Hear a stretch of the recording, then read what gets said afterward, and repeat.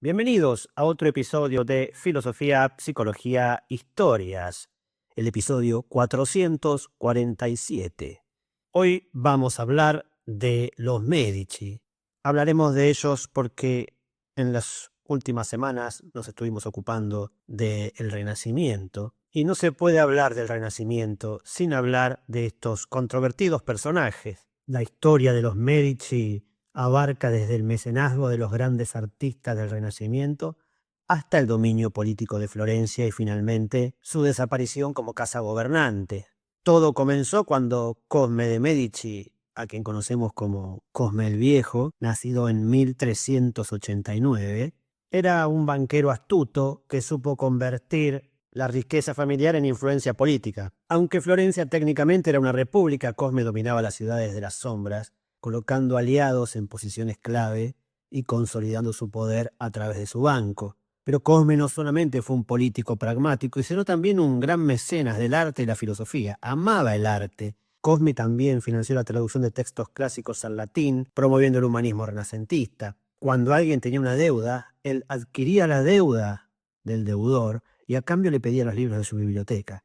Pero después estos libros no estaban en su colección privada, sino que muchas veces eran exhibidos, es decir, que no lo hacía por ambición personal. Y además querían que no solo Florencia, sino que toda Italia y el mundo floreciesen en el arte. Pero al estar instalados en Florencia y al volcar su poder para la progresión del arte, Florencia se convirtió en el epicentro de la cultura de Europa. El nieto de Cosme se llamaba Lorenzo, se lo conoce como Lorenzo el Magnífico, y llevó a los Medici a la cúspide de su influencia cultural y política. Heredó el liderazgo en 1469 y rápidamente se convirtió en un mecenas incomparable.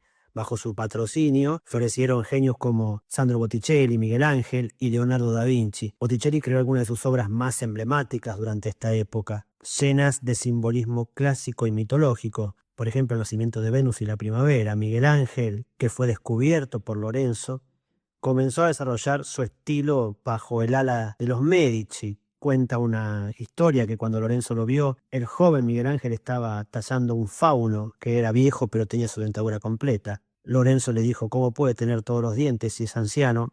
Y rápidamente Miguel Ángel golpeó la dentadura del fauno y le preguntó si así le parecía mejor, y así fue cuando Lorenzo descubrió el genio. Leonardo también trabajó bajo el ala de los Medici en proyectos para la corte florentina. Además, Lorenzo patrocinó a poetas y filósofos como Marsilio Ficino, quien revitalizó el pensamiento platónico. El mismo Lorenzo era poeta y filósofo.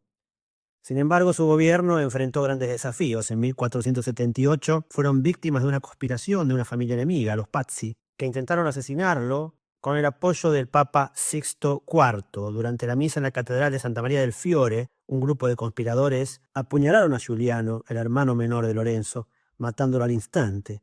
Lorenzo logró escapar, herido, y respondió con una mano de hierro, ejecutando a los responsables y consolidando su poder. Además, el pueblo florentino se volvió de su parte. Hay una anécdota de Giuliano, el que murió asesinado, y fue que protagonizó un romance idealizado con Simonetta Vespucci, conocida como la Bella Simonetta. Ella estaba casada con Marco Vespucci y era considerada la mujer más bella de Florencia.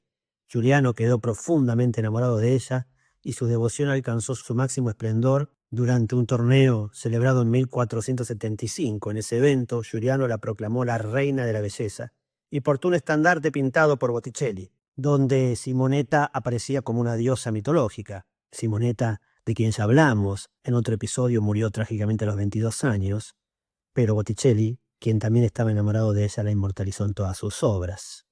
Cuando Lorenzo murió en 1492, sus hijos enfrentaron tiempos difíciles. Piero, al que llamaban el desafortunado, no logró mantener el poder y fue expulsado de Florencia. Pero para esto tuvo mucho que ver el monje Savonarola, de quien también ya hemos hablado en otro episodio. El otro hijo de Lorenzo, Giovanni, se convirtió en papa, en el Papa León X, y su papado estuvo marcado por el lujo y el mecenazgo. Durante su gobierno, Rafael fue el encargado de pintar las estancias papales del Vaticano y Miguel Ángel trabajó en la Capilla Sixtina. Sin embargo, como vendía indulgencias, es decir, el perdón de los pecados, a través de dinero, para financiar estas construcciones, también contribuyó al estallido de la Reforma Protestante. Más tarde va a haber otro miembro de la familia, que será Julio de Medici, quien se convertiría en papa como Clemente VII, y también fue un papado tumultuoso. El poder de los Medici fue restaurado por Cosme I, el joven, quien en 1537 se convirtió en el primer gran duque de Toscana, y bajo su gobierno los Medici consolidaron su dominio político militar, transformando Florencia en un ducado formal reconocido por el Papa. Cosme I también fue un gran mecenas. Financió obras como el Palazzo Pitti, los jardines de Boboli, el corredor Vasari, que es una obra maestra de la ingeniería arquitectónica que conecta el Palazzo Vecchio con el Palazzo Pitti. La dinastía finalmente llega a su fin con Ana María Luisa de Medici, la última descendiente de la familia, en 1737, porque su hermano, que era el heredero, murió sin dejar descendencia. Y Ana María firmó un pacto con la familia enemiga, los Habsburgo-Lorena, para que no destruyesen las obras de arte, que era lo que generalmente pasaba. Cuando una familia llegaba al poder, destruía todo lo que habían legado los anteriores. Muchas veces pasa eso en la historia, ¿no? Que alguien llega y destruye las obras del pasado para poder consolidarse. Este acuerdo garantizó que las colecciones de arte y los tesoros de los Medici permanecieran en Florencia para el disfrute público. Gracias a este pacto llevado adelante por Ana María Luisa de Medici, todos hoy podemos seguir disfrutando del arte renacentista. La historia de los Medici es una historia de poder, tragedia y arte. Su legado nos recuerda que el mundo se puede transformar cuando el dinero y el poder se ponen al servicio del arte, uniendo la política y el arte para dar forma a una época. Sin los Medici, el Renacimiento, tal como lo conocemos, no hubiese existido. Me despido con una frase de Lorenzo el Magnífico, aquel que empezó gobernando con 20 años y que fuera el más importante de esta familia, y que debió también luchar por mantener el poder, porque él sabía que debía tener los ojos bien abiertos. Y esta frase que dejó dice así: cuando me voy 10 villas más allá de la ciudad, el amor y la lealtad de los amigos toca a su fin.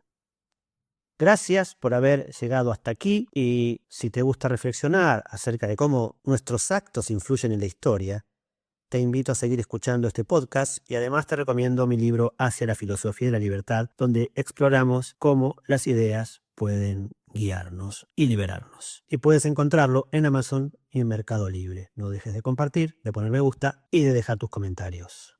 Gracias y hasta el próximo episodio.